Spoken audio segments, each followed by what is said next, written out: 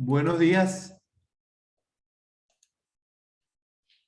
a todos los que van a compartir este webinar. Le habla el profesor Luis Eduardo Gómez, ingeniero bioquímico en alimentos, maestría en ciencia de alimentos y en tesis doctoral de alimentos. Muy agradecido por este compartir, agradecido al INTICH por esta invitación. El tema de hoy es Sistema de Gestión de Inocuidad Alimentaria ISO 22018, elementos clave. Esta actividad forma parte de un introductorio o un abreboca de un curso que estamos promocionando para el día 29 de este mes sobre la ISO 22018, y el día 8 de diciembre un curso de FSC 22000, Sistema de Certificación de Inocuidad Alimentaria, del cual ya sabemos que la ISO 22018 es base de ese sistema. Estos dos cursos son promocionados por Alentice de Venezuela y presenta como facilitadora a mi persona, Luis Eduardo Gómez, con 20 años de experiencia en la industria alimentaria, profesor o invitado a varios posgrados aquí en Venezuela, posgrados de alimentos, y habiendo dado más de 50 cursos en el área de inocuidad alimentaria a diferentes empresas y organizaciones. Bueno, un placer tenerlos. Cuando los consumidores adquieren un producto, esperan, aparte de varias características de calidad, esperan que el producto sea inocuo, que no les haga daño. Si definimos la inocuidad como con el concepto que ha aceptado, que es la capacidad de un alimento de no hacer daño cuando se consume de acuerdo a las indicaciones de uso del productor, vemos que esta es una característica de un alimento de ser inocuo que es percibida como innata que la debe tener el producto per se. Los consumidores actuales están exigiendo también otros elementos, ya no tanto del producto, sino del sistema, de la organización, como que la organización sea responsable con sus trabajadores, que sea amigable con el ambiente, que sea transparente, que tenga trazabilidad y otros elementos que han demostrado cómo ha ido madurando el consumidor en el transcurso del tiempo. Si definimos la inocuidad como la capacidad de un alimento de no hacer daño cuando se consume, cuando vamos al plano real de las estadísticas que se produce a diario y que se ha producido en el transcurso de los últimos tiempos, aquí podemos observar en esta figura de esta niña, que fue una campaña de UNICEF, donde arrojaban datos o alertaban sobre que el agua mataba más niños que la guerra. Entonces, considerando el agua como un alimento, vemos entonces que estamos comprometiendo bastante la inocuidad. En el 2015, la Organización Mundial de la Salud publicó un reporte donde consideró 32 agentes patógenos. Y una de las conclusiones de ese reporte fue que una de cada 10 personas en el mundo tenía por lo menos un evento de ETA al año. Y es un documento que es interesante revisar porque arroja mucha también otra información más específica. Pero tenemos también, por otro caso, por ejemplo, en el caso de Estados Unidos, que ese número es todavía más crítico porque bajan a una de cada 6 personas tiene un evento adverso de inocuidad alimentaria cuando consumen alimentos al año. Y así vemos que, por ejemplo, que de repente en Australia es el 25% de la población, en África mueren muchos niños por consumo de alimentos. Y bueno, y si revisamos aquí otro dato muy interesante que da este mismo reporte, que ellos plasman que por alimentos pueden existir consumo de alimentos no inocuos, más de 200 enfermedades. que van desde diarrea hasta cáncer. Ya es bien conocido la presencia de aflatoxina en cereales, más que todo harina, que como causante de cierto tipo de cáncer. También arroja este documento 33 millones de años de vida perdida por discapacidad. Eso considerando todas las etapas del mundo, pérdidas de días de calidad de vida. Y esto arroja en países de ingreso y mediano, de ingreso mediano y bajo, a un aproximado de 110 millones de dólares en productividad y gastos médicos perdidos. Y si revisamos dos de las agencias que son más proactivas en publicar datos regularmente sobre eventos en contra de la inocuidad, retiros de alimentos, cierre de empresa y otros elementos asociados con la inocuidad, vemos que la agencia de drogas y alimentos de Estados Unidos, la FDA, reporta muy a menudo ese tipo de eventos. Y cuando revisamos el RAS, que es el portal de alertas alimentarias de la Comunidad Europea, vemos también que estos son hechos muy notorios, muy notorios. Alimentos que fallan en elementos para cumplir con la inocuidad alimentaria. Todo este camino que ha recurrido esta situación, quizás la vemos expresada en el cambio que ha tenido las normas ISO. Las normas ISO, a partir del 2014, aproximadamente, adoptan una nueva estructura. Y esta nueva estructura la ven plasmada en esta lámina, que es una estructura de 10 capítulos o cláusulas, manteniéndose casi igual las primeras 3 con respecto a la estructura anterior.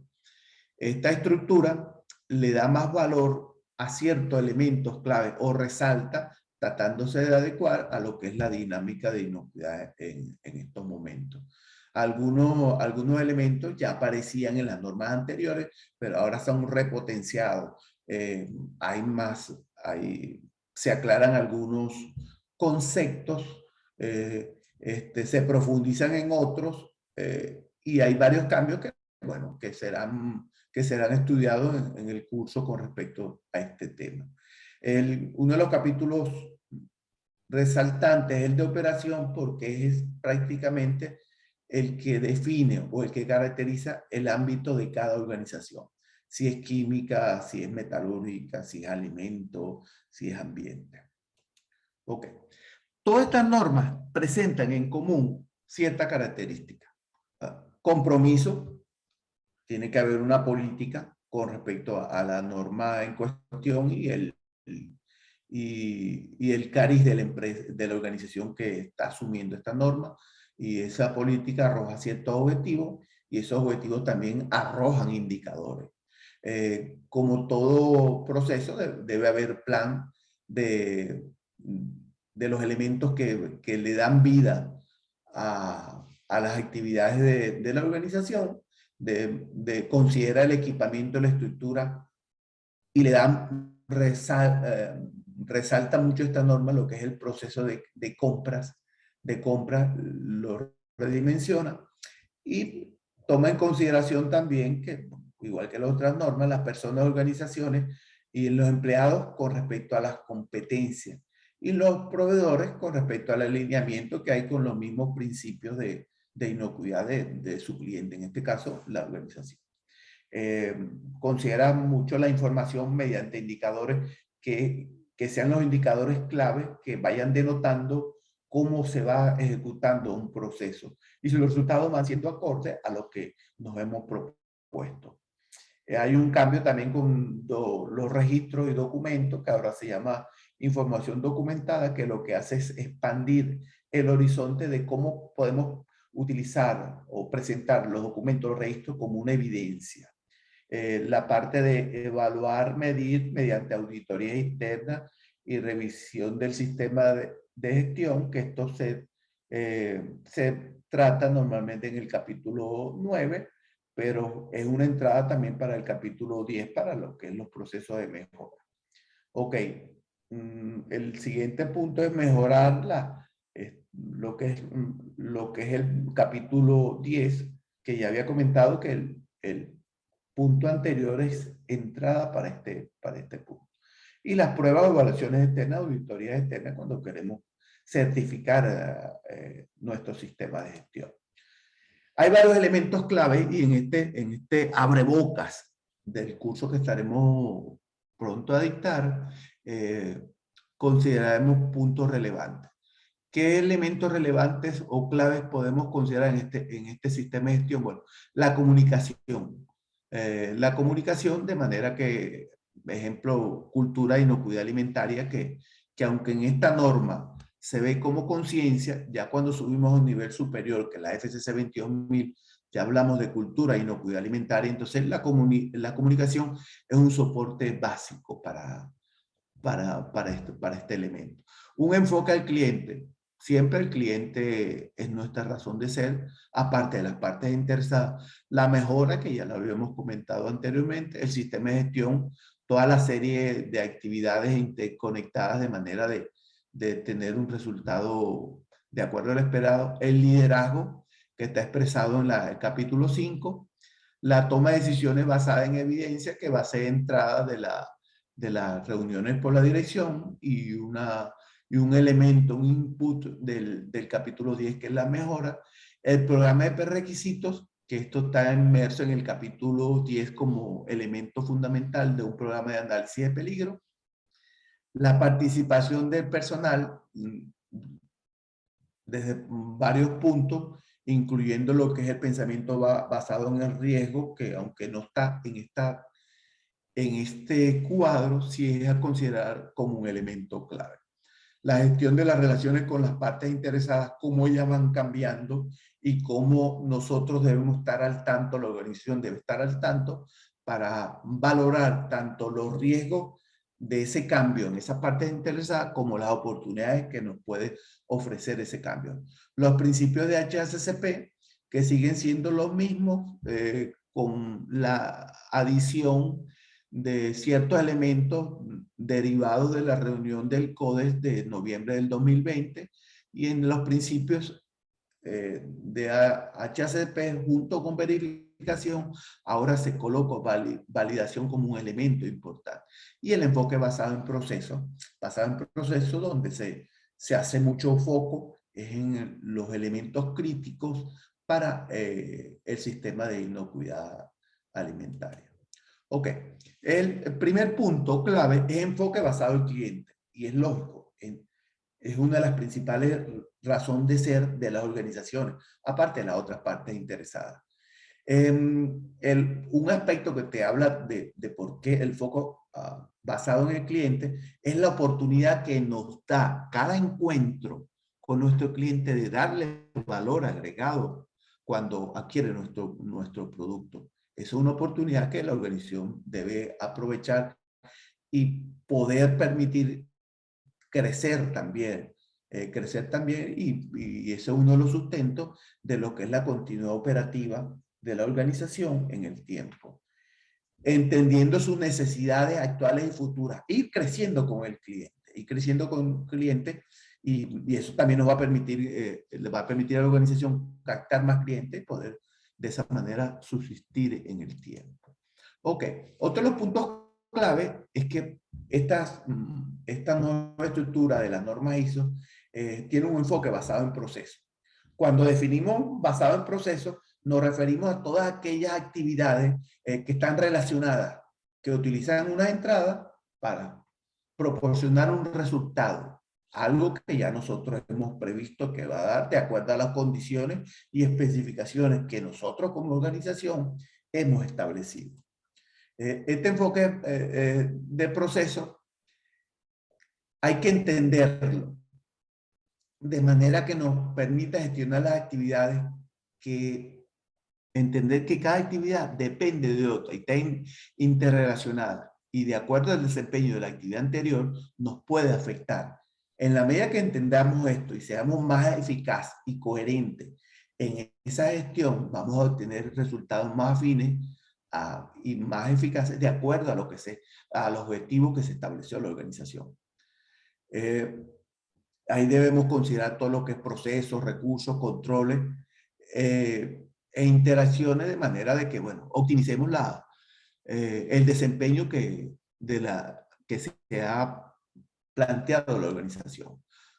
En esta lámina presentamos, es la representación esquemática de los elementos de un proceso, y esto está expresado en la norma ISO 9001-2015, que grafica lo que estábamos comentando anteriormente. Hay una fuente de entrada proveniente de los procesos precedentes a nuestra organización.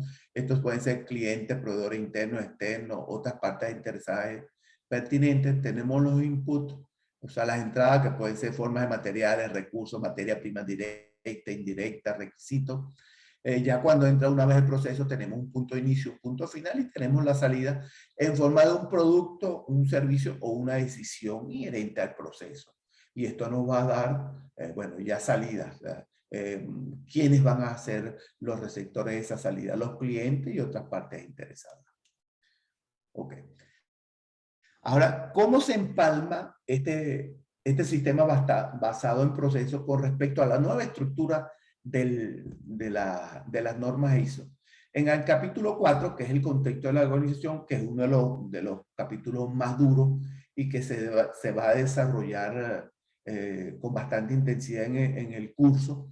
En este contexto de la organización, nosotros definimos cuáles son las necesidades y expectativas de las partes interesadas, incluyendo nuestros clientes, porque es parte de nuestra parte interesada. Pues recordemos que en contexto de la organización vamos a analizar cuáles son aquellas partes interesadas que se ven afectadas por el desempeño de la actividad de nuestra organización y que también nos pueden afectar a nosotros en los logros de los objetivos. Esto nos lleva al punto 4.3 de ese mismo contexto, que es el alcance del sistema de gestión. De acuerdo a lo que definamos en las necesidades expectativas de las partes interesadas, podemos definir un alcance, y este alcance nos va a dar productos y servicios. Satisfacción de los clientes, respeto al medio ambiente, seguridad y salud laboral, que si se recuerdan, son una de las preocupaciones de los consumidores actuales.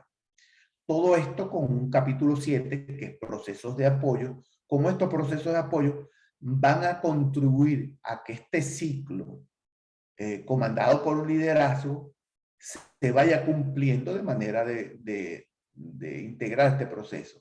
Aquí tenemos el capítulo 5, que es liderazgo, que este liderazgo se tiene que ver plasmado en cada uno de los capítulos de manera que se ejecuten las actividades o se alcancen las metas y objetivos de acuerdo a lo que fue planeado por este liderazgo, por la alta dirección. Cómo se planificó, cómo se verifica. Ajá. Y el punto 8, que es las operaciones, que ya les había comentado, que es el punto que básicamente que diferencia a cada actividad de la organización. Y la mejora como una condición como nata de cada organización de mejorar para ser más competitivo y mantener una continuidad operativa en el tiempo. Ok. Otro punto que toma elemento clave, que está expresado en el capítulo 10 de esta norma, es lo que es la mejora. Para eso nos basaremos en que tenemos 3 tipos de mejora. Una mejora vegetativa, que eso se refiere a cuando tenemos una línea de producción. Imagínense una línea de producción nueva. Al principio las personas, nuestros colaboradores, están conociendo la línea, se están haciendo los ajustes. Entonces el proceso va madurando y va obteniendo mejores resultados. Eso se llama mejora vegetativa. Pero también tenemos una mejora reactiva que se refiere a cuando hacemos una acción correctiva porque hubo una avería. Entonces, bueno, tratamos de llevar ese proceso a su proceso normal que nosotros queremos. Esa es una mejora reactiva. Pero también tenemos la mejora proactiva cuando ya nuestro proceso está trabajando normalmente está trabajando muy bien y de acuerdo a la inteligencia de la organización, que viene dada por la inteligencia de cada uno de sus integrantes, deciden, bueno, mejorar ese proceso para tener mejores resultados. Y eso es lo que llamamos, lo que comúnmente se llamaba mejora continua. Otro de los puntos muy interesantes y clave es el pensamiento basado en riesgo, que está en todas las normas de esta nueva estructura. Para el caso específico de la norma ISO 22000-2018, ella considera dos tipos de riesgo. Uno es riesgo organizacional y el riesgo operacional. El riesgo organizacional, como lo dice aquí la lámina, riesgo visto desde el punto de vista de la organización en general. Y esto puede incluir el riesgo de negocio en el mercado y de debilidades internas de la estrategia. Bueno, el riesgo de tomar una decisión. Eso tiene su riesgo. Entonces, considerar esos riesgos. Cuando analizamos en el capítulo 4, las partes interesadas y que una de las herramientas para considerar, por ejemplo, el entorno, es una matriz FODA. Bueno, ¿qué elementos dejamos de considerar? ¿Qué riesgo tiene el hecho de no haberlo considerado? Cuando planificamos nuestro apetito de riesgo, ¿qué tanto riesgo implica ese nivel de apetito de riesgo que consideramos la alta dirección? Entonces, a eso se refiere. El riesgo de la organización, incluyendo el riesgo de su continuidad operativa, de que la organización persiste en el tiempo. Tenemos un riesgo operacional, que es riesgo expresado en el HACCP, que eso corresponde básicamente al capítulo 8. Se aplica el pensamiento basado en riesgo y a nivel del proceso operacional, básicamente centrándose sobre lo que es el diagrama de flujos del proceso productivo. Bueno, y considerando el enfoque tradicional del HACCP con las modificaciones derivadas de la reunión del Códice Alimentario del noviembre del 2020, que ya les había comentado. Ok, cuando revisamos la norma, que esto lo vamos a ver profundamente posterior en el curso, cuando revisamos la norma, vemos que desde el inicio ya se explica el concepto de la introducción de la norma, ya estamos hablando de pensamiento basado en el riesgo. Y posteriormente, en la norma 4.5, ya lo dice textualmente. Se requiere que la organización determine los procesos para su sistema de gestión y aborde sus riesgos y oportunidades. Derivado de ese análisis pueden salir cosas que tenemos que enfrentar, que establecer estrategias de mitigación, pero también puede haber oportunidades que tenemos que aprovechar, que es una ventaja competitiva.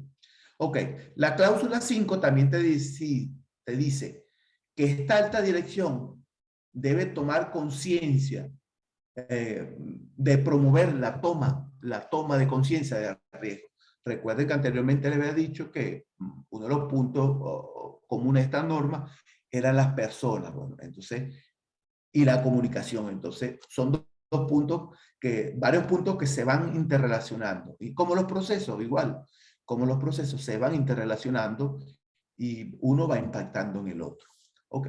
Cláusula 6, se requiere que la organización identifique los riesgos y oportunidades identificadas en la cláusula 4.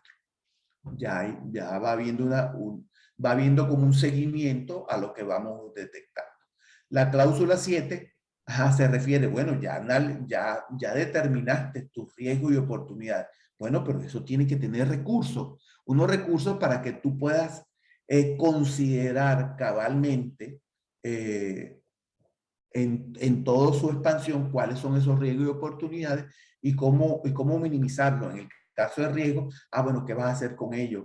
Los recursos, si lo vas a minimizar, si lo vas a asumir, si lo vas a llevarlo a una tercera instancia. Entonces, para todo eso se necesita apoyo. Y en caso de la oportunidad, bueno, si hay una oportunidad, bueno, hay que aprovecharla. Entonces, eso de repente necesita un proyecto, necesita una acometida, una implementación. Entonces, para eso necesitas un apoyo. En la cláusula 9 se requiere que la organización gestione sus procesos operacionales. En este punto se habla de los riesgos del capítulo justamente de lo que habíamos hablado, de dónde estaban ubicados los pensamientos basados en riesgo básicamente a nivel de la organización y a nivel del capítulo 8, que es el producto como tal. Ok, la cláusula 9 se refiere, tienes que hacer seguimiento. Si tú consideraste algunos riesgos, alguna oportunidad, bueno, tienes que medirlo. Si no medimos, no hay forma de valorar que si lo estamos haciendo, vamos en el camino correcto.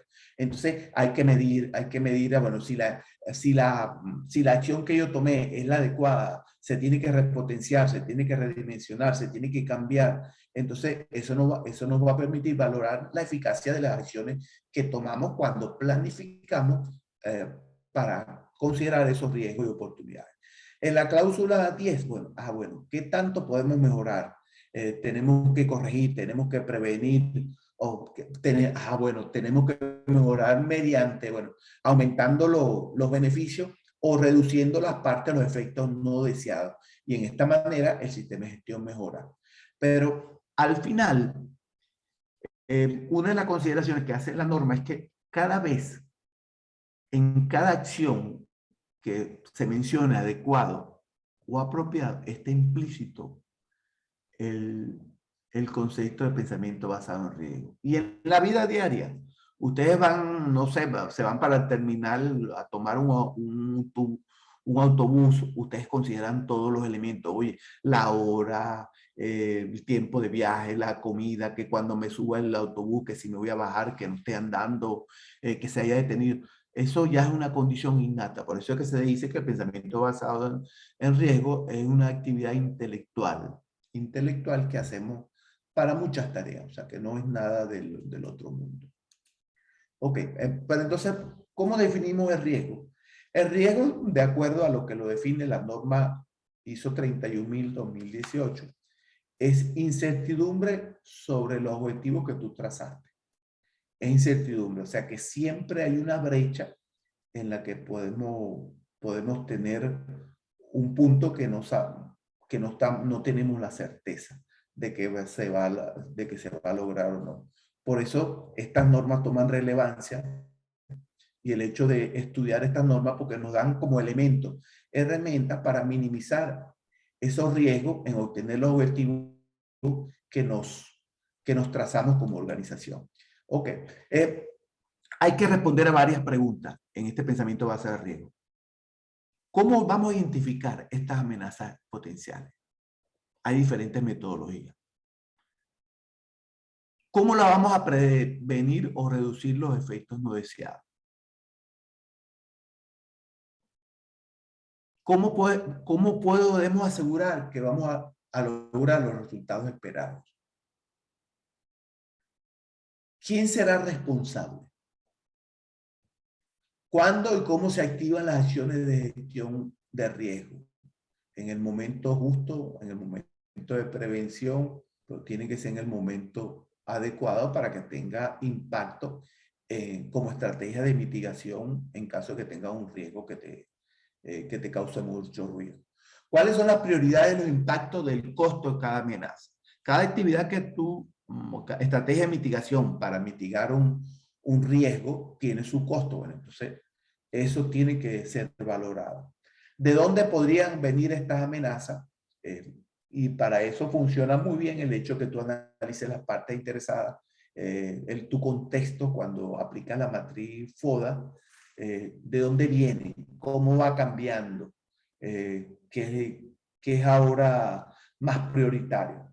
¿Cuáles son todos los posibles jugadores que podrían ayudar a identificar con qué personal cuento? Tiene las competencias de la parte externa, cómo ha cambiado la empatía de una parte interesada hacia mi organización que impacte en mis logros y objetivos, cómo ha cambiado. Tiene más poder, tiene más influencia, es empático con mi organización o no. Todos esos elementos hay que considerarlos. ¿Cómo puedo evaluar este sistema de manejo de riesgo? ¿Cómo lo pruebo y lo actualizo? Y que funcione cuando es necesario. ¿Cuáles son los resultados de acuerdo a lo que tú esperas del sistema de gestión? ¿Están estos resultados alineados con los objetivos que yo me planteé, que se planteó la organización? ¿Están esos resultados identificados? Proyecto, planificación. ¿Está funcionando al nivel que es adecuado para que tenga impacto sobre el riesgo que quiero minimizar? Hay varios objetivos que cada objetivo puede tener múltiples riesgos. ¿Los consideré todos? ¿Los valoré en su justa dimensión todos de manera de que yo minimice el riesgo de un posible impacto no considerado? Se encuentran los riesgos, mitigaciones, personas, procesos y tecnologías relacionados adecuadamente. Uno de los puntos de evaluar, por ejemplo, en los riesgos, por ejemplo, de fraude, es si, por ejemplo, el análisis de laboratorio que tú utilizas tiene la suficiente confianza, un nivel de detección tal que te permita tener menor incertidumbre con respecto a un riesgo determinado. Son las mitigaciones adecuadas, rentables y eficientes.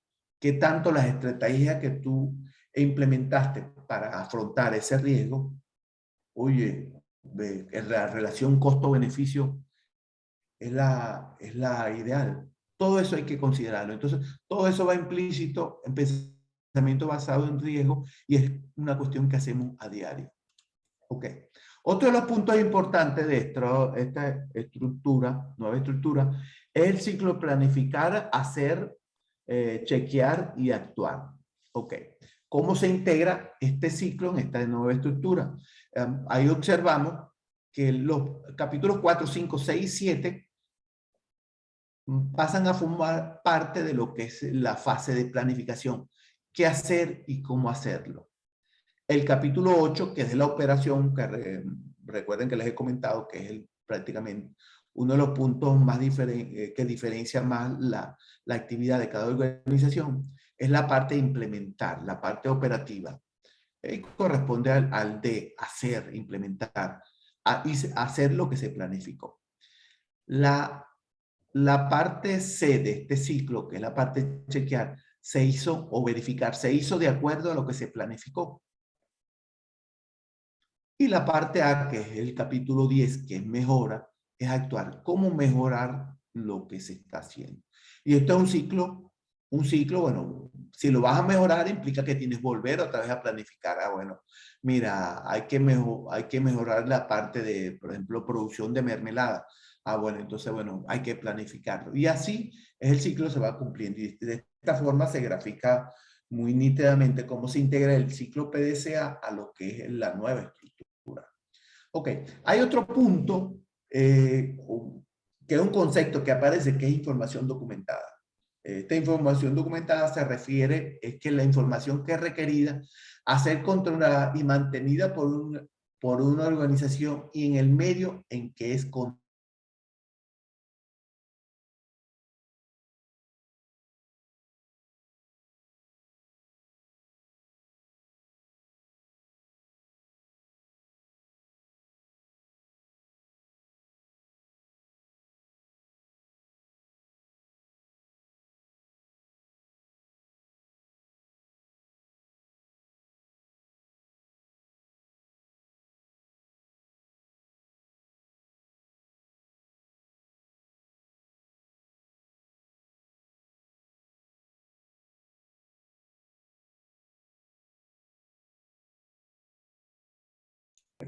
Uno,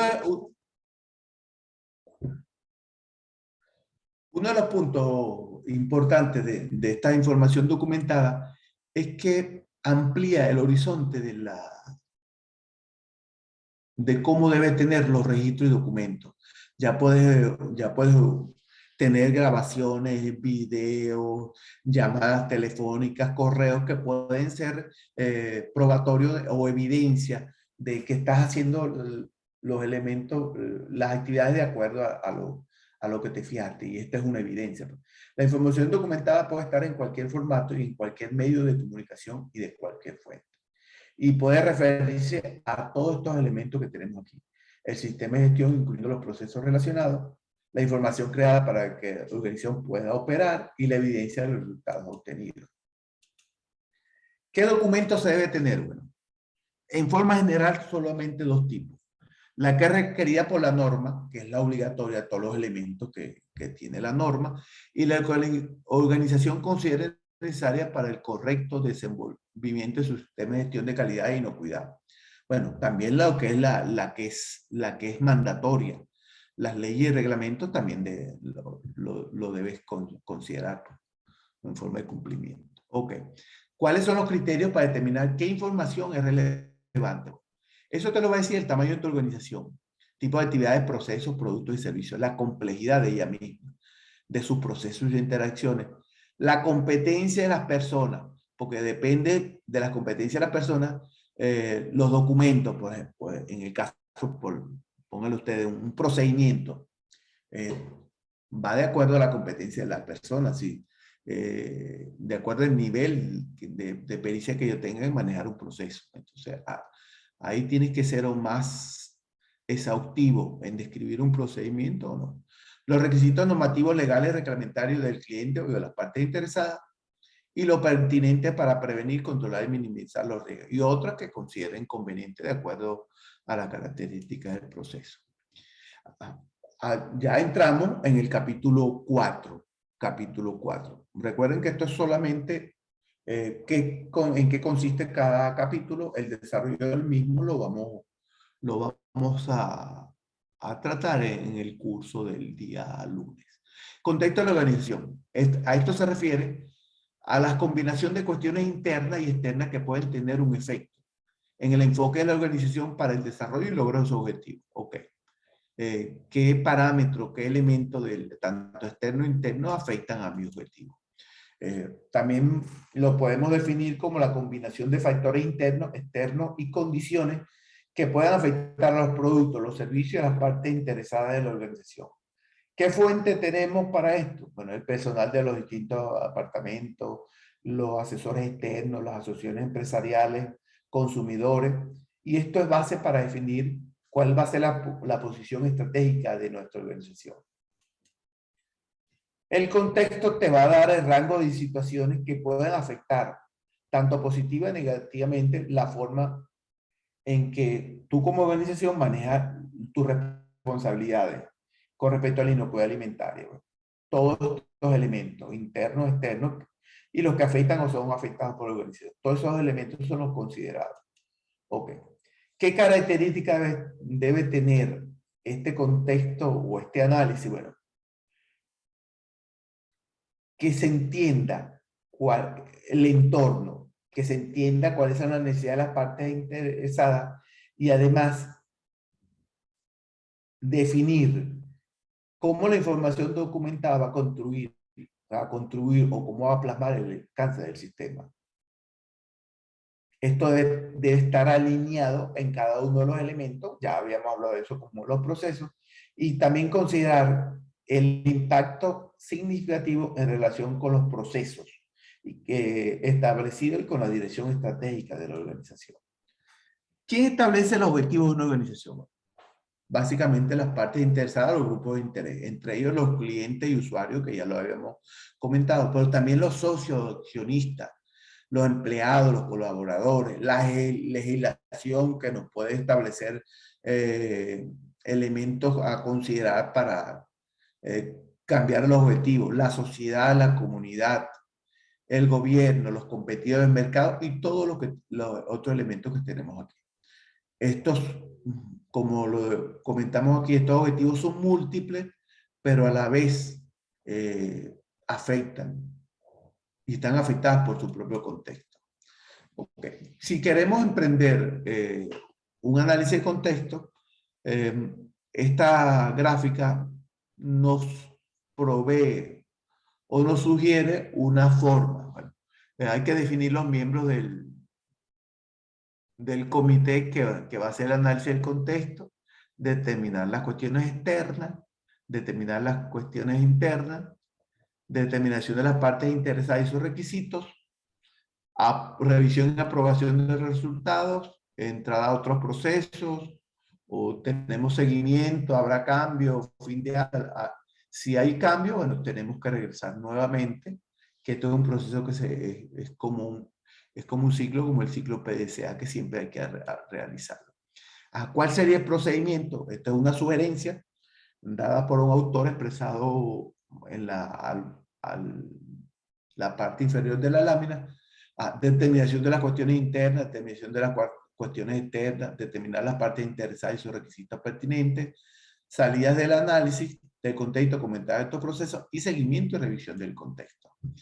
Pero en cualquier metodología que utilice, en el caso de identificar las partes interesadas, esto es una guía, estas preguntas son una guía para aclarar el panorama. Entonces hay que preguntarse, ¿con quién tenemos obligaciones legales? ¿Quién podría verse afectado positiva o negativamente por las actividades de la organización? ¿Quiénes han estado involucrados cuando se necesitó abordar temas similares? ¿Quién podría ayudar a la organización a abordar impactos específicos? ¿Quién quedaría desfavorecido si fuera excluido? ¿Y quién se ve afectado en la cadena de valor? Eso, entre otras muchas preguntas, se deben hacerse para darle respuesta a lo que es las partes interesadas. Una vez que analicemos las partes interesadas, uno de los elementos a considerar, uno de los tantos elementos a considerar, bueno, esa parte interesada tiene liderazgo, tiene poder, entonces lo plasmamos mediante una matriz. Da nuestro apoyo, es oposición a los intereses de nuestra organización, tiene interés en nuestra actividad, tiene poder, tiene conocimiento y tiene poder, entre varias de las matrices que se pueden crear para que tú evalúes en la parte interesada y la tomes en consideración después en una estrategia final. Para esto existen varias herramientas. Los stakeholders son las partes interesadas, entonces me tomé la iniciativa de colocarle varios software que hay en el mercado para que puedan trabajar sobre ellos si es de su interés.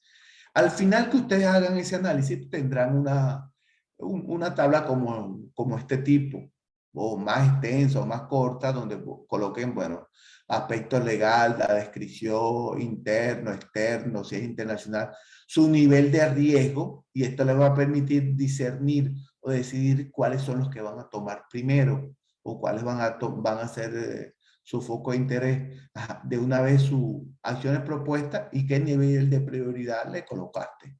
Otra forma de verlo es, bueno, colocar la parte interesada, el tema que te ocupa en ese momento, la categoría, cómo lo categorizaste, cómo lo priorizaste, si estás estableciendo un control actual y cuál es el documento relacionado con esa parte interesada.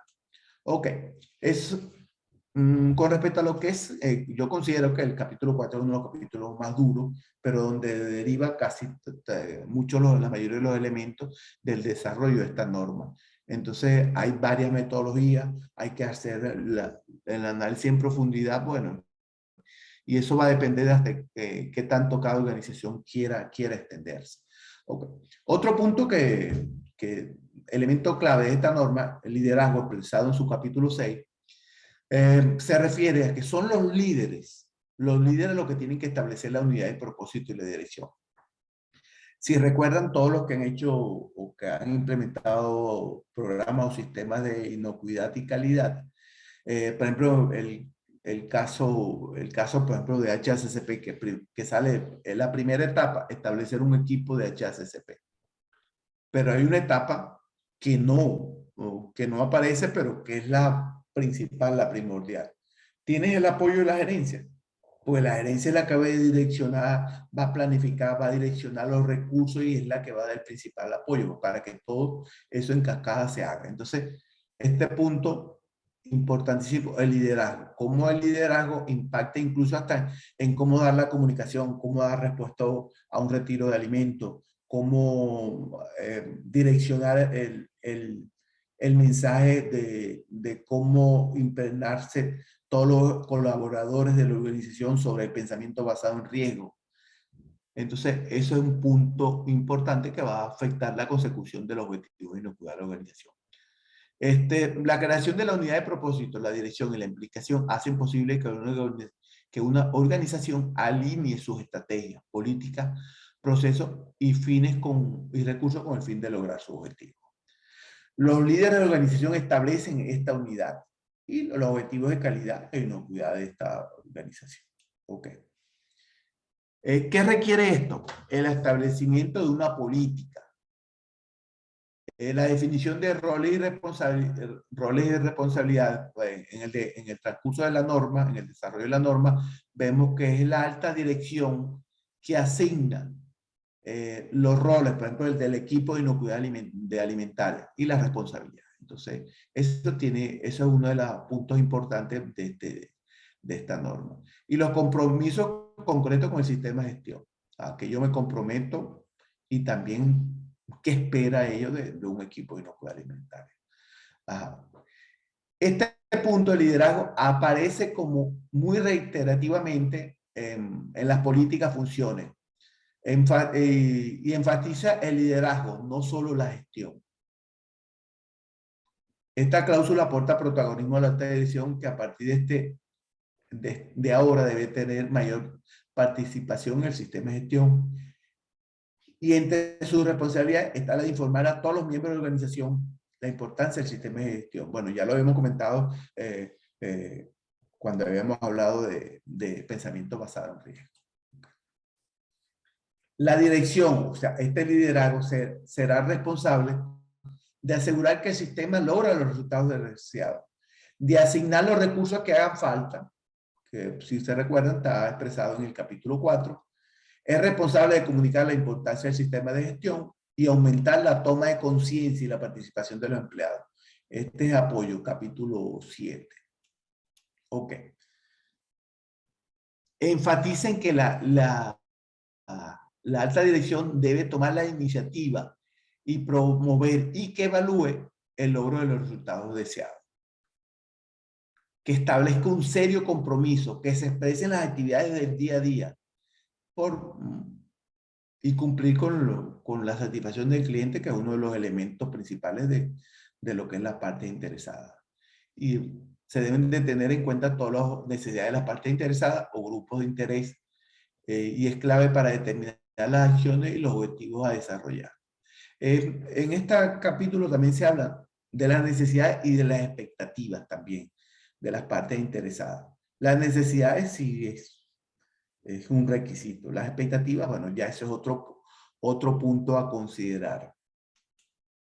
Ok. ¿Cómo se integra el liderazgo y otro elemento ya que hemos considerado como el ciclo PDCA? El ciclo PDCA en la parte de planear, cuando el liderazgo entiende el contexto organizacional y actúa en consecuencia, mediante establecimiento de las estrategias y objetivos y mediante cómo va a ser el cumplimiento de los requisitos estatutarios y regulatorios. En la parte del liderazgo, en la parte de hacer, bueno, establece la política, comunica, provee recursos, asigna roles, promueve la mejora y mantiene el foco. Y en la parte de chequear, la revisión del desempeño mediante las reuniones de la alta dirección. Verifique el alineamiento con la estrategia y el contexto del negocio. Ah, bueno, estamos alineados, vamos en el camino correcto. Ah, bueno, ¿qué hay que hacer para reenrumbarnos nuevamente? Y bueno, y el actuar, ya habíamos comentado que el liderazgo es la que toma la batuta aquí y te dice, ah, mira, si hubo una oportunidad o un riesgo, ¿cómo la cometemos? Ok. El capítulo 7 se refiere a lo que es planificación. La planificación, bueno, la planificación, ¿qué es lo que nos permite? Bueno, bajar la incertidumbre con respecto a las cosas que queremos lograr. Es un proceso que se dirige hacia la producción de uno más estado deseado situado en el futuro, que no es probable que ocurran si no hacemos algo al respecto. O sea, lo que nosotros queremos hacer, queremos lograr, bueno, tenemos que planificarlo lo mejor posible para desear ese futuro. Es un procedimiento formalizado que tiene como objetivo producir un resultado articulado bajo la forma de un sistema integrado de decisiones que están integrados en el sistema de gestión. Ok. Este punto también adiciona un carácter preventivo. porque tú tienes que planificar también los riesgos y las oportunidades que detectaste en el capítulo 4. Entonces, ya tú, al adelantarte a cuáles son los futuros riesgos que se avisoran en el horizonte, ya tú tienes un carácter preventivo. De hecho, la norma per se, ya al incluir el pensamiento basado en riesgo, ya es un carácter preventivo. La planificación abordará qué, quién, cómo y cuándo tratará esta situación. Aquí colocan, aunque no sea fácil de entender, bueno, porque es un proceso que va a depender en parte de la complejidad de tu análisis. Ok, proporciona más facilidad de comprensión a la acción preventiva y correctiva. Ok, innova las normas de gestión a requerir acciones para gestionar el riesgo que no estaban consideradas, aunque ya se habían nombrado en las anteriores normas, no estaban consideradas muy consistentemente. Adiciona la necesidad de contar con objetivo del sistema y la planificación de desarrollo de los mismos. Y aquí se coloca como ejemplo el caso de la ISO 9001. El capítulo 7, o cláusula 7 de la norma ISO 22000-2018, trata sobre el apoyo. El liderazgo. Esto es mucha parte del liderazgo. De que entienda que hay que establecer una necesidad de dotar al sistema con recursos. Incluye la gestión de la competencia de los colaboradores. Es diferente a capacitación. Tú puedes tener capacitado, pero eres competente. Eso ahí también baja a un nivel superior. Tienes que tener la aptitud y la aptitud junto con la capacitación para lograr los objetivos esperados y, por ejemplo, tener conocimiento de que si no cumples con uno de los elementos que puedan afectar al sistema inocuo alimentario, entonces, bueno, no has desarrollado esa competencia y también de entender lo crítico que es este punto. La toma de conciencia del personal, que ya les había comentado, estar consciente de que hay riesgo y que estamos trabajando con alimentos y que de acuerdo a todas las estadísticas que hemos nombrado, el hecho de no hacer la diligencia debida en cada puesto de trabajo, cómo puede afectar a la continuidad operativa de la empresa, la estabilidad de nuestra familia y cómo se puede afectar la salud pública. Ya cuando se trata de la ISO 22000 como base de una certificación para acceder a otros mercados, la FCC 22000 hace mucho énfasis en lo que es la cultura de inocuidad alimentaria y eso es auditable, se revisa. La comunicación interna y externa y los controles asociados a la información documentada. Bueno, vas a tener un documento maestro, una cuestión que te controle toda la información documentada, lo que la organización estime conveniente. El apoyo, bueno, habla de aspectos como recursos, competencias, conciencia, comunicación, que constituyen el soporte necesario para cumplir las metas de la organización. Y aquí llegamos al punto 8 de operación, que es uno de los puntos más largos, que es lo que tiene que ver con la operación. Es lo que le da el tinte característico a cada empresa. Es la cláusula en la que la organización planifica y controla sus procesos internos y externos, los cambios que se produzcan, las consecuencias no deseadas de los mismos. ¿Es la cláusula más corta? No. Aquí hubo un error. Es una de las cláusulas más largas. Es más corta para cierto tipo de sistema de gestión, pero para esta es una de las más largas. Pienso que entre la 4 y la 8 aquí se llevan bastante atención. Ok, la operación se orienta a planificar, implementar y controlar los procesos requeridos por el sistema. En este apartado es donde cada norma introduce los capítulos específicos de su materia. En el caso, por ejemplo, de la norma ISO 22000, ahí donde va a haber los prerequisitos, las no conformidades, que no conformidades del producto, porque también existen no conformidades del sistema, que eso lo tratarás en el capítulo 10. En la operación se requieren procesos para todas las normas, incluyendo normas, okay, como la ISO 14000, que no utilizan el término de forma explícita. Ok, en uno de los puntos básicos, y ya lo hemos visto como elemento clave, que son los prerequisitos. Los prerequisitos son, ¿cuáles son los objetivos de los prerequisitos? Controlar la probabilidad de introducir peligros para la inocuidad de los alimentos. El programa por excelencia de referencia para controlar los peligros de inocuidad alimentaria en una organización es el HACCP, Análisis de Peligro y Puntos Críticos de Control. Pero el HACCP no puede funcionar si no tiene unos prerequisitos bien sólidos que te permitan que ese HACCP sea robusto. Entonces, ¿cuáles son los objetivos de estos prerequisitos? Bueno, controlar la probabilidad de introducir riesgo. Controlar la contaminación biológica, químico-física del producto o los productos, incluyendo la contaminación cruzada. Por ejemplo, programas de higiene, programas de control de alérgenos. Eso te va a ayudar a que se robustezca un programa de HACCP.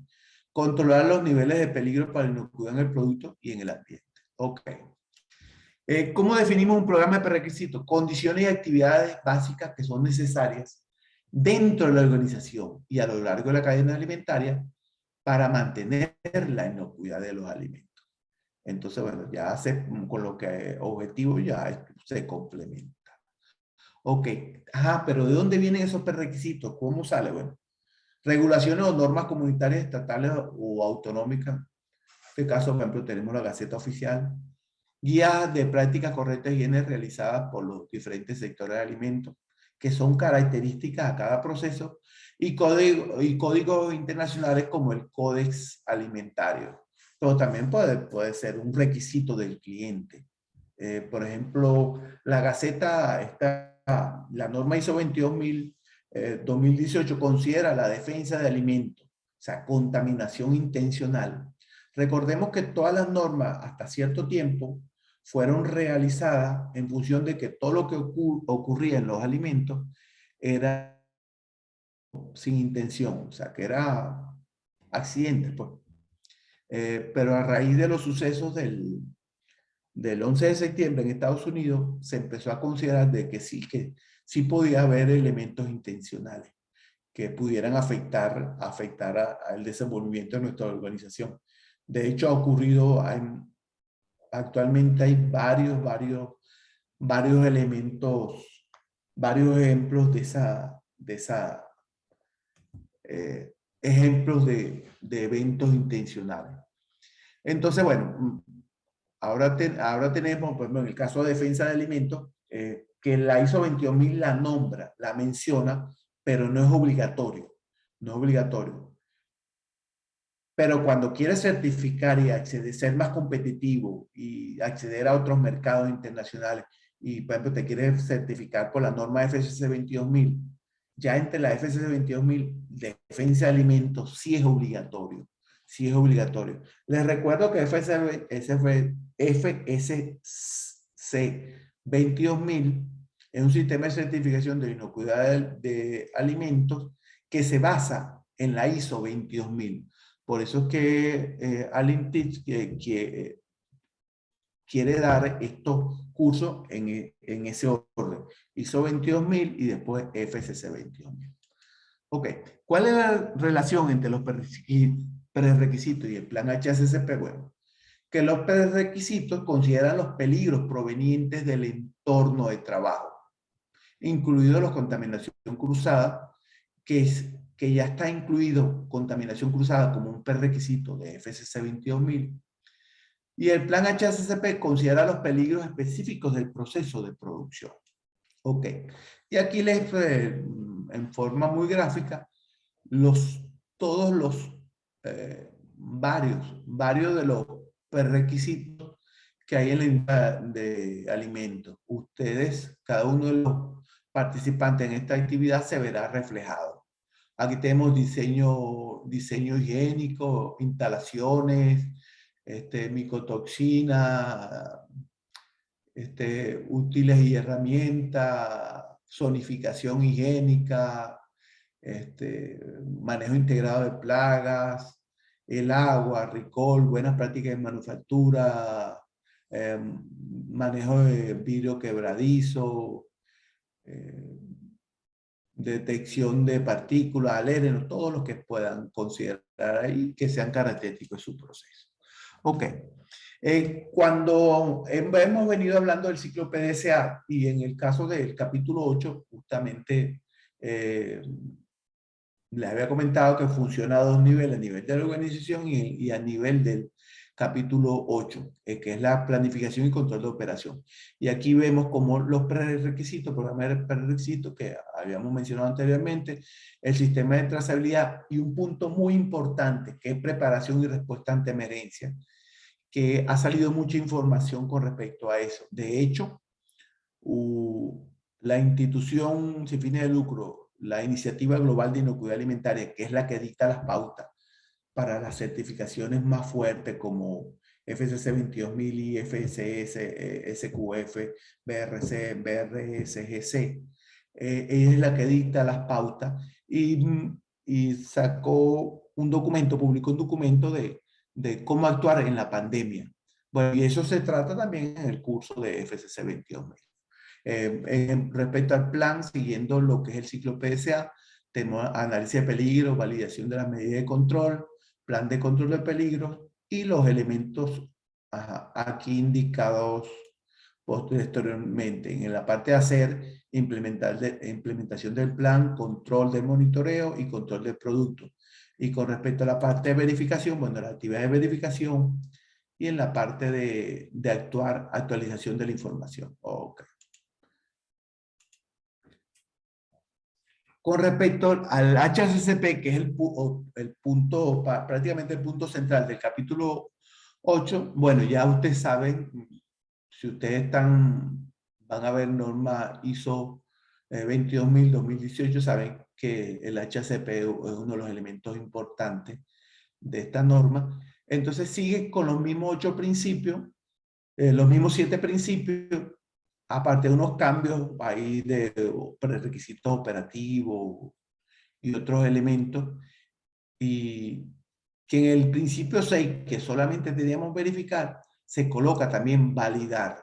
Eso es derivado del, ya les había comentado, de la reunión del CODE del noviembre del 2020.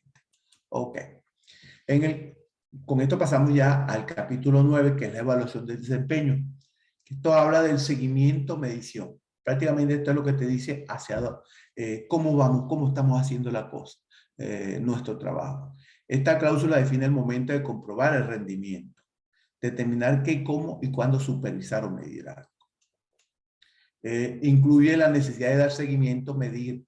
Esto parte del principio que si lo que no mides no sabes qué estás haciendo. Una forma de mejorar es midiendo. Pues. Entonces esto va a ser una entrada para la parte de mejora. Y también establece los requisitos de auditoría interna y revisión por parte de la dirección. Bueno, y aquí está un soporte mucho de auditoría interna es la norma 19.600 del 2018. Y para información documentada ya también tenemos la norma, la ISO 10.013 del 2021. Que este mundo ha sido bastante proactivo porque hay cambios muy rápidos, Ok, el capítulo y última cláusula del capítulo 10, que es la que aborda las no conformidades, acciones correctivas y mejora continua, pero de la organización. Los sistemas de gestión nos invitan a hacer cosas para que el sistema mejore. En este punto afrontamos la no conformidad y enfrentemos las acciones correctivas. Aquí se establecen las pautas para la toma de decisiones correctivas y la mejora continua y anexo que cada norma de gestión debe definir. Facilita la comprensión de la misma. Y en esta parte les quiero mostrar una espina de pescado, quizás no muy amigable, pero yo me ubico, yo la cargo en una hoja y cuando voy a planta me ubico rápidamente, hay veces porque son tantos puntos, entonces te ubicas rápidamente. Entonces, bueno, es una herramienta que a mí me ha servido. Ok,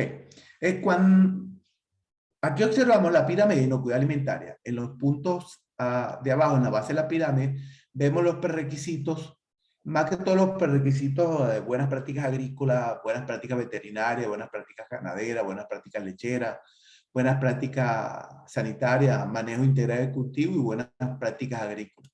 Después tenemos un siguiente nivel, otros requisitos que son, bueno, capacitación, queja y reclamo, food defense, y defensa de alimentos, manejo de plástico y vidrio quebradizo, POE, buenas prácticas de fabricación, buenas prácticas de almacenamiento, trazabilidad, higiene, alerta a los proveedores, recall, todo lo que ustedes consideren. Esto como sustento del análisis de peligro y punto crítico de control. Aquí tienen puntos críticos de control, puntos de control, los requisitos operativos, y hay un nivel superior donde están las normas ISO 22000, en caso de las normas ISO, que son soporte a estas certificaciones.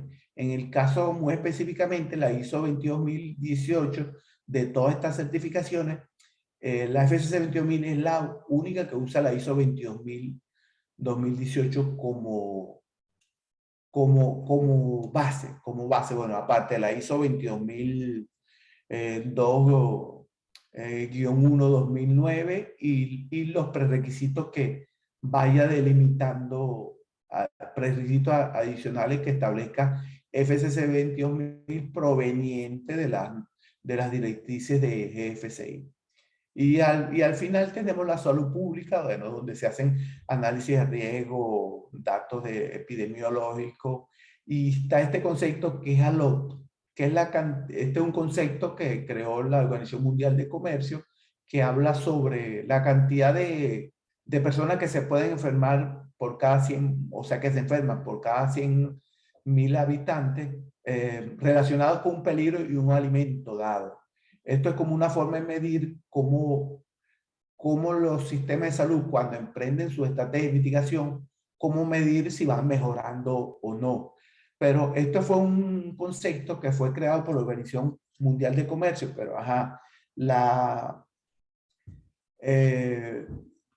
la ICSMF, que es de microbiología de alimentos, dijo, bueno, ¿cómo hacemos para que esto sea digerible en una línea de producción, en la organización? Y es que crea el concepto de FCCO, que es un objetivo de inocuidad alimentaria. Entonces, esto te relaciona el peligro relacionado con el riesgo. Y esto también te permite también como una estrategia de validación de una línea de producción. ¿Por qué le coloco esto? Porque ahora vamos a hablar de lo que es la iniciativa global de inocuidad alimentaria, que es un grupo impulsado por el Fórum de Consumidores para tratar de mejorar todo el tema de inocuidad alimentaria. La iniciativa global de inocuidad alimentaria fue una iniciativa promovida por un grupo de 4, Danone, Unilever, Nestlé y Kraft, que sintieron la necesidad de, a partir de todas estas ETA, casos de recall, cierre de empresas, básicamente, por ejemplo, también por la cuestión de las vacas locas, contaminación por Escherichia y por todas las bacterias que nosotros conocemos.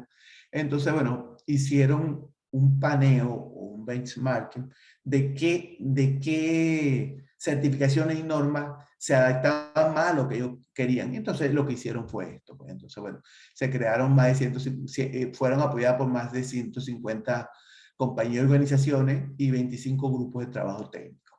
Ok, esta FCI reúne los actores clave de la industria de alimentos que colaboran, trabajan para el mejoramiento continuo.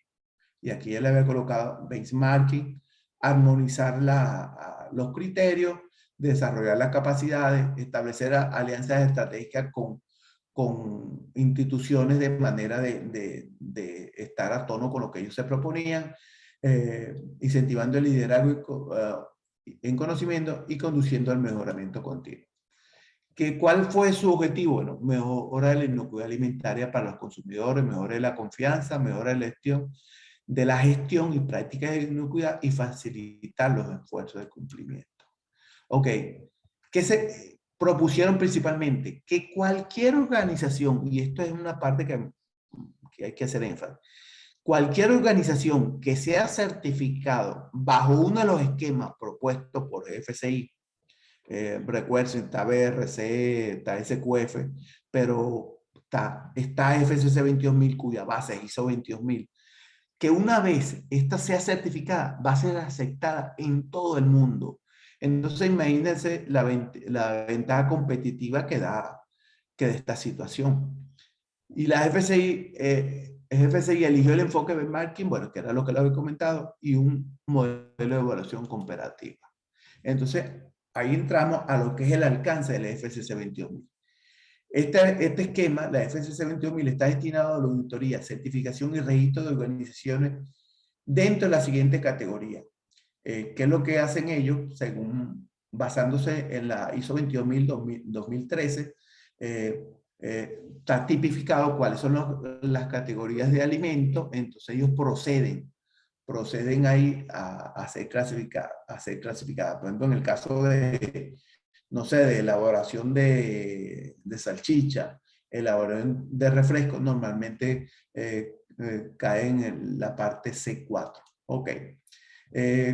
¿Cuáles son los beneficios de esta norma? Disponer de todos los requisitos en materia de inocuidad de los alimentos, certificación reconocida internacionalmente, mundialmente, evita la duplicación de auditorías, partiendo por parte de la ISO 22000, que ya tiene la misma estructura, todas las normas, los beneficios de un sistema de gestión basado en la estructura ISO, es aplicable a empresas de manipulación y procesado de alimentos, facilita el control de la etapa de producción, permite el acceso a nuevos mercados y constituye prueba evidente que estás haciendo las cosas correctamente.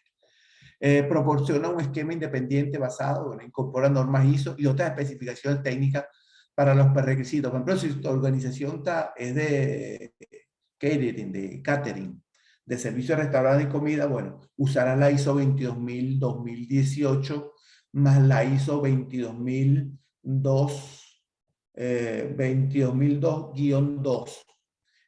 Si estás en el campus, usará la 22002-6 y así sucesivamente. Cuenta con el reconocimiento de la inocuidad de alimentos, está dirigida por una fundación sin fines de lucro y ofrece un registro de las organizaciones. Ok, aquí vemos esto es la categorización en función de la ISO 22013. Y bueno, ¿cómo lo desarrollas? Bueno, aquí ya está bien claro.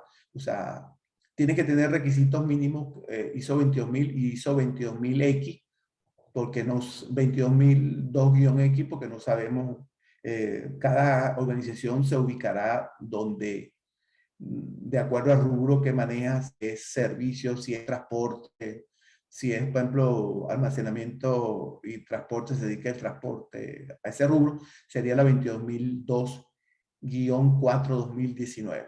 Bueno, y varios requisitos adicionales que en este momento en la versión 5.1, que es la del curso que vamos a dictar, son 15, que muchos ya están considerados en la ISO 22002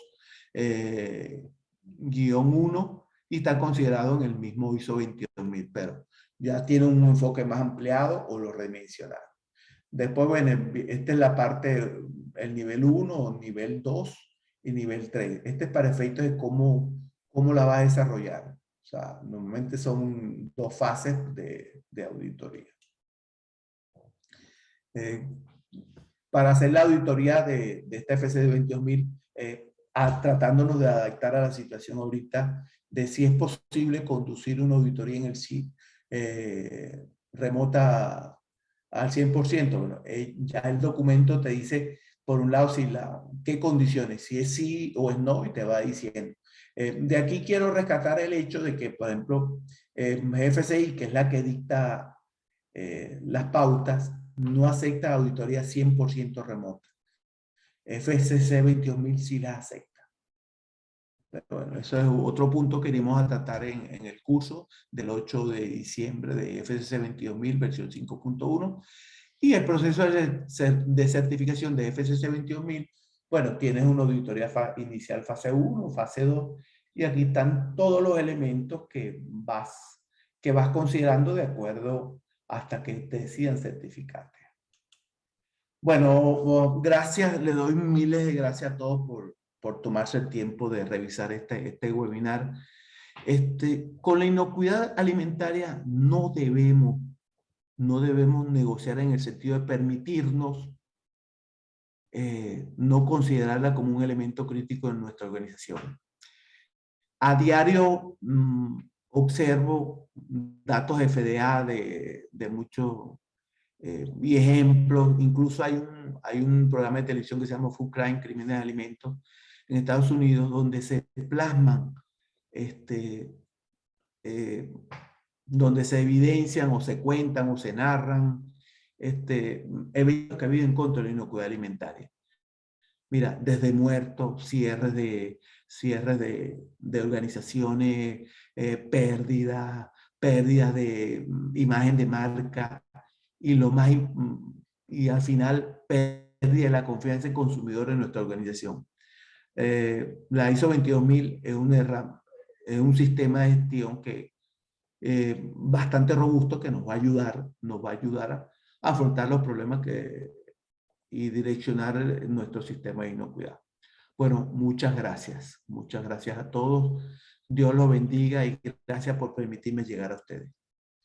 Muchas gracias, Luis Eduardo, por esta excelente presentación. Bueno, los invito para el curso de ISO 22000, versión 2018, para el día 29 de noviembre. Y el curso de FSC 22000, versión 5.1, para el 9 de diciembre. Muchas gracias y nos veremos pronto. Muchas gracias, Luis Eduardo. Ok, hasta luego, pues cuídense mucho.